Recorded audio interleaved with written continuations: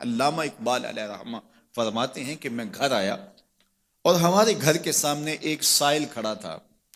سائل چوں قضائے مبرم ہے، جس طرح قضائے مبرم ہوتی ہے، ٹلتی نہیں ہے، اس طرح وہ ٹلنے والا ہی نہیں تھا. میں نے اس کو لا کہا بابا چلا جا معاف کر، لیکن وہ ضد کر کے گھر کے دروازے کے اوپر کھڑا تھا. میں لاؤبالی کی عمر تھی تو سکول سے آیا تھا، میرے ہاتھ میں چھوٹی سی چھڑی تھی تو میں نے اس کے کاسے کے اوپر ماری. وہ کاسا ٹوٹ کے گر گیا اور اس کے اندر جو سارے دن کی ریزگاری جمع کی تھی وہ بھی بکھر گئی.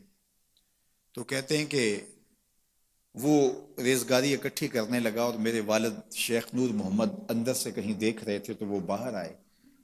انہوں نے وہ ریزگاری اکٹھی کر کے اس کو دی اور اس کو اور پیسے اور اس سے معذرت کی اور اس کو رخصت کیا اور مجھے بازو سے پکڑ کے اندر لے گئے. اقبال کہتے ہیں میں نے ساری زندگی اپنے والد گرامی کو یوں بلک بلک کے روتے نہیں دیکھا تھا. میرے والد نے مجھے بٹھا لیا اور کہنے لگے کہ اقبال، اگر قیامت کے دن رسول اللہ نے پوچھ لیا کہ تیرا بیٹا فقیروں کے کاسے توڑتا تھا تو بتا میں حضور کو جواب کیا دوں گا. تو کہتے ہیں کہ بس وہی لمحہ میری تربیت کا تھا. بلکہ اقبال پھر ساری زندگی کہا کرتے تھے نام تو از پدر آموختم، حضور آپ کا نام، آپ کی محبت میں نے اپنے باپ سے سیکھی. یعنی حضور کا سامنا کیسے کروں گا. اور پھر یہ اقبال کے کلام میں آخر تک یہ چیز آتی ہے کہ کیسے حضور کا سامنا ہوگا. تو غنی از ہر دو عالم من فقیر، روز محشر عذرہائے من پذیر، گر تو می بینی حسابم ناگزیر، از نگاہ مصطفیٰ پنہا بگیر. اقبال بھی پھر آخر میں دعا کرتے ہوئے اللہ کی بارگاہ میں عرض گزار ہوتا ہے مالک تو غنی ہے، میں تیرا فقیر بندہ ہوں، تو مجھے یوں ہی معاف کر دے، میرا حساب نہ لینا.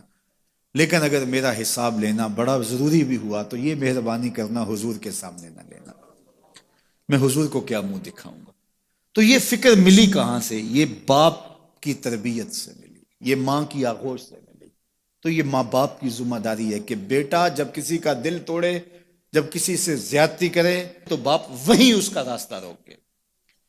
اور ایک فقیر کا لا ابالی پن کے اندر کاسا توڑ دیا اور باپ نے پھر ایسی تربیت کی کہ اقبال ساری زندگی لوگوں کے دل جوڑتا رہا، ساری زندگی بتاتا رہا کہ انسان کی اصل صورت کیا ہوتی ہے. دل نہیں شاعر کا ہے کیفیتوں کی رستخیز، کیا بتاؤں کہ درون سینہ کیا رکھتا ہوں میں، در غم دیگر بسوزو دیگر آرا ہم بسوز، گفت مت روشن حدیث گر توانی دار ہوش، کہہ گئے ہیں شاعری جزویست از پیغمبری، ہاں سنا دے پڑھ کے ان کو پیغام سروش.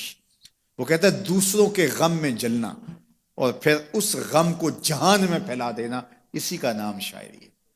پھر اقبال نے وکری شاعری کی، شاعر تو اور بھی ہیں لیکن اقبال کہتا ہے شاعری از مثنوی مقصود نیست، بت فروشی بت گری مقصود نیست، کشتائے انداز ملا جامیم، نظم و نثر او علاج خامیم.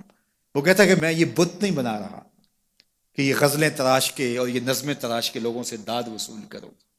بلکہ کسی نے اقبال کو کہا یار کوئی غزل تو سناؤ، تو اقبال رو پڑا، کہا حضور میں اپنے شعروں کی داد قیامت کے دن آپ سے ہی لوں گا.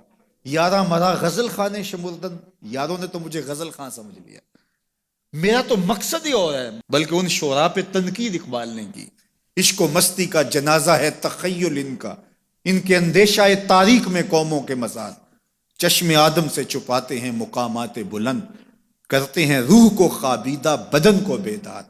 ہند کے شاعر و صورت گر و افسانہ نویس، آہ بیچاروں کے اعصاب پہ عورت ہے سوار. ہر وقت لب و رخسار کے تذکرے، ہر وقت نشیلی آنکھوں کی کہانیاں، ہر وقت قدے رانا کی باتیں. کہا تم اس خول سے نکل ہی نہیں رہے، تمہاری شاعری صرف ایک عورت کے گرد گھوم رہی ہے جس نے اس کو تخلیق کیا، اس خالق کے جلوے بھی تو دیکھو نا. تو اقبال پھر اقبال بنتا ہے اور اس کو یہ شعور، یہ آگہی، یہ نور ملتا کہاں سے ہے؟ یہ باپ سکھاتا ہے. باپ کے بعد پھر مولوی میر حسن ملتا ہے جو استاد اقبال کو اقبال بنا دیتا ہے. تو یہ ماحول انسان کو سکھاتا ہے. تو میں اور آپ دیکھیں کہ ہم اپنی اولاد کو کیا دے رہے ہیں.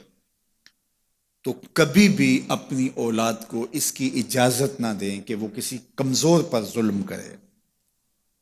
جب کمزور پر آپ کی اولاد ظلم کرتی ہے، زیادتی کرتی ہے، تو پھر وہ بڑی ہو کر کے ظالم بنے گی، جابر بنے گی۔